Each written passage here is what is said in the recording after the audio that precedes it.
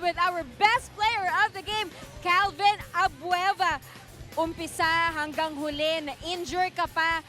Ano yung nagpapalakas sa'yo? Ngayon, you have a career high of 29 points, 14 rebounds, and 2 monster blocks. Siyempre, papasalamat ako noon kay God na hindi niya ako pinabayaan kahit na injured ako. Talagang binigyan niya pa rin ako ng lakas para maglaro hanggang end game. Kaya ito, maganda yung kinalabasan ng game namin. Yes, and congratulations on that, Calvin. Ito, dun sa parte ng laro kung saan medyo nakalamang ang Global Port.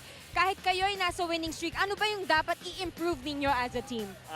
Siyempre, na-struggle kami ng first quarter hanggang first half. Talagang naglamang sila sa amin. Tsaka sobrang laki talaga yung import nila eh. At saka kulang-kulang rin sila. Kaya nung end of the third quarter, talagang hanggang fourth quarter, talagang hindi na namin give up yung umpisa namin na ginamit namin yung third quarter.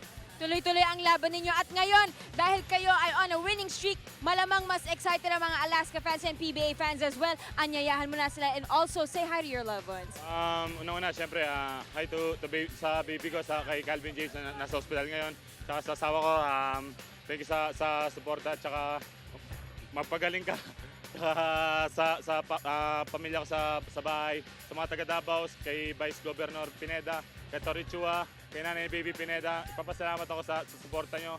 Sa mga taga Angeles, kay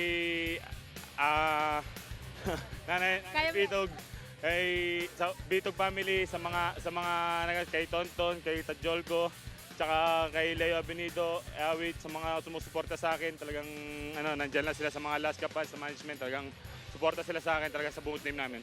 And good job, great performance, Calvin Abueva. Thank you and congratulations once again.